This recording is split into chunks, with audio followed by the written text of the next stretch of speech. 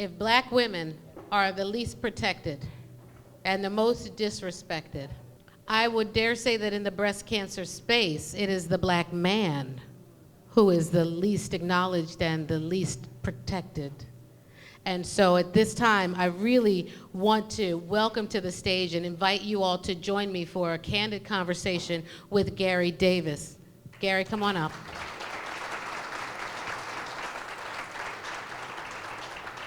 Garry is living with metastatic breast cancer. I'm going to have you sit over here.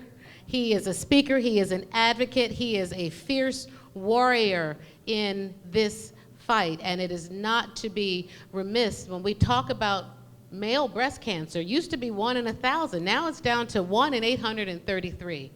And the mortality for black men in breast cancer is greater than 52%. So we got our work to do, and while this conference is called Black Women Speak, we cannot all speak without allowing the black man a chance to talk about your lived experience. And so Garry, thank you for being here and for sharing your truth with us. Good evening. Yes, black men right. Can get breast cancer. Yeah. Okay. My journey with breast cancer started about 2 years ago around the holiday. I was off that day. I was planning on having a good day that day since I was off. As I prepared that morning for today, for that day, I had my shirt off. My wife, for some reason, felt compelled to massage my chest and breast area. So I said, it really is going to be a good day today. So as my wife was massaging my chest area, I noticed that her facial expression changed from a smile to a puzzled look. So I asked her, what's the problem? She said, how long have you had this lump in your breast area? I said, what are you talking about? So as I examined it myself, I noticed a lump or a bump, per se, in my breast area. So she and I was concerned about this. My wife works in healthcare, and so she was able to get me a next day appointment with my primary care doctor. We went to see the doctor the next day. We both went together to see the doctor, and we told the doctor our concerns. And so the doctor, once she examined me, she didn't hold back any punches. She said, Garry, I hate to ruin your holiday, but I think this may be breast cancer. I said, what are you talking about? This is not a man thing. This only happened to women. And so she quickly corrected my misinformation and told me that men have breast ducts and that they also get breast cancer in those areas as well. So the doctor gave me a referral to see a breast specialist. So this is around the holidays, so we had to wait about 2 weeks for us to see the breast specialist. When we finally got the appointment with the breast specialist came in and he examined me. He also did a biopsy in my breast area. So of course we had to wait. We waited about 2 weeks for the results. The doctor called that morning and he delivered the bad news. He said that the tumor from the biopsy was cancerous. And not only was it cancerous, it had metastasized. So my wife and I, we were in a shock and awe from hearing that information. And so the phone was actually silent for a while. And so my wife summed up the courage and she asked the doctor, what are the next steps? And so the doctor stated that he will take my information back to some board and that he would also refer me to an oncologist. So we went to see the oncologist, and she set up a 6-month chemotherapy regimen for me. Not really comfortable with this oncologist. I think we was maybe like 4 or 5 months with this particular oncologist. And so we decided to get a second opinion with a pretty big hospital in the Atlanta area. And when we met with this second oncologist, we brought up the conversation of a clinical trial. I myself have never heard of a clinical trial. Now, my wife works in healthcare, so she was somewhat familiar with clinical trials. And so, No, no, please keep going. I guess Okay. the question is, how did that sit with you? Were you willing or were you of skeptical? course, I was willing.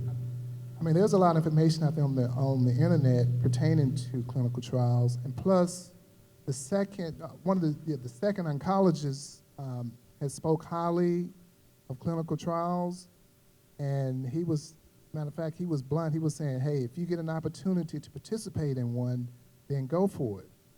And so the second oncologist actually found a clinical trial that was a good match for me.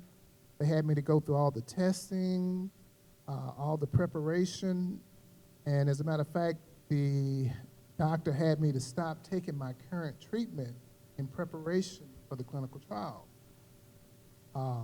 One day prior to me actually starting the trial, I get a phone call from this doctor. He was saying that, Garry, unfortunately, you really don't qualify for the trial. You were supposed to have been on a particular drug for at least 6 months, but you had only been on it for 5 months. How did that impact you and your wife, and would you consider a trial in the future? I would consider a trial in the future, but we were very disappointed because why would you have me to go through this process and you tell me one day prior that I no longer qualify? You had my records, you had my gender, et cetera, and one day prior to the clinical trial, you tell me I no longer qualify. Wow. Let's talk a little bit about your cancer journey. Talk about the importance of support and what the support ecosystem looks like for you.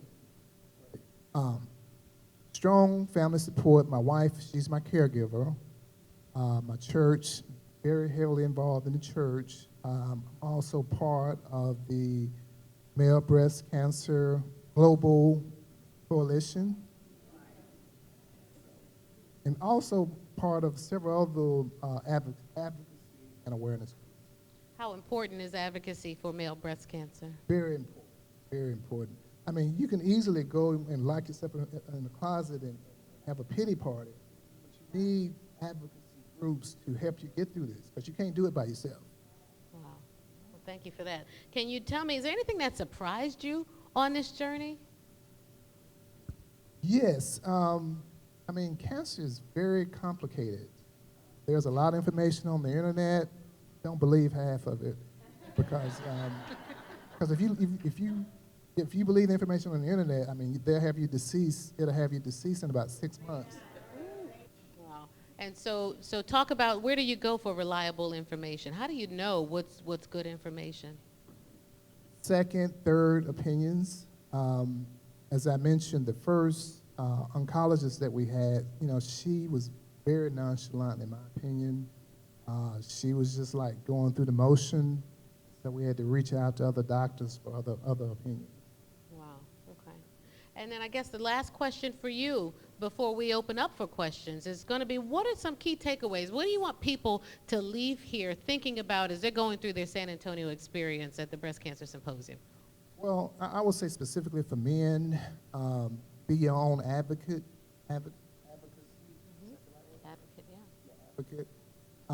Be proactive when it comes to your own health.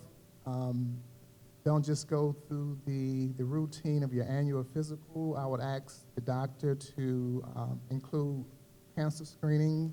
And when you get a certain age, sometimes when men get a certain age, over 40, they start developing male boobs. Gynecomastia, yep. Thank you. And so, Gotcha.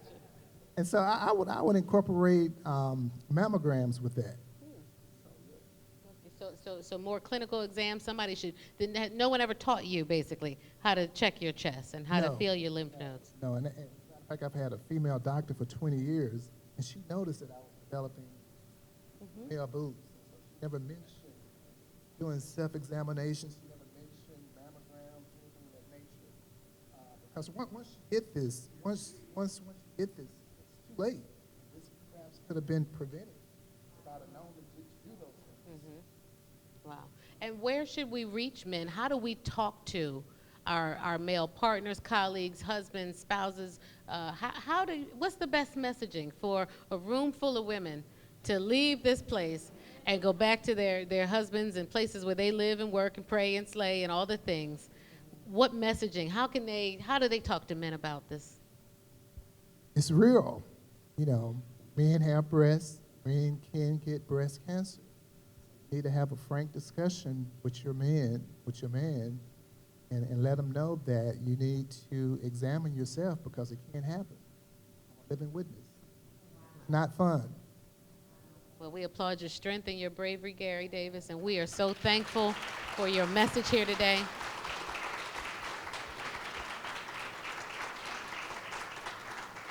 We do have time for 1 or 2 questions. If anyone in the audience has a question, we invite you at this time. Sir, thank you so much for your bravery and for your advocacy. I wanted to ask if you could speak to whether anyone talked to you about the genetics of male breast cancer and whether you had a conversation about genetic testing or what this could mean for your family. Yes, I did take the genetic testing about a year and a half ago. And if we understood the testing correctly, nothing appeared in the testing in terms of it being gene related.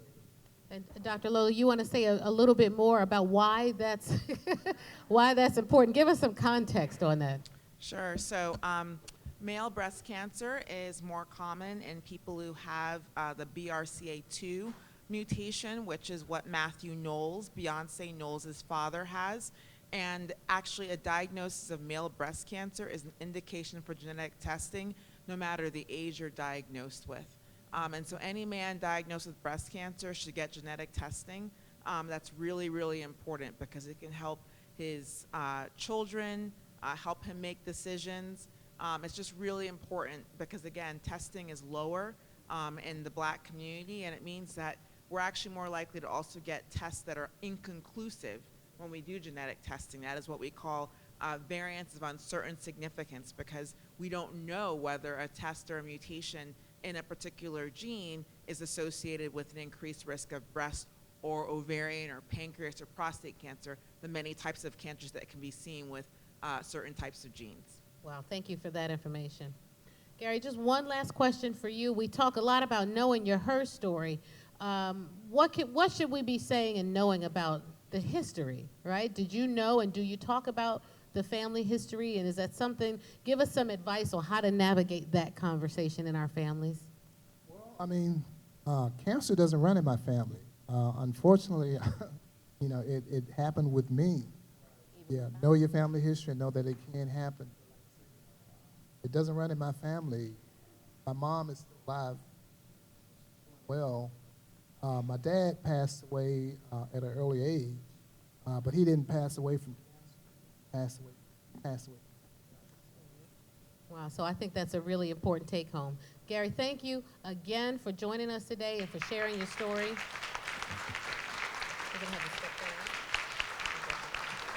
And again, a special shout out to the Male Global Breast Cancer Alliance. We want you to please go to the website, support, and make sure that in your communities, in your advocacy groups, in your circles, that there is a space at the table for men.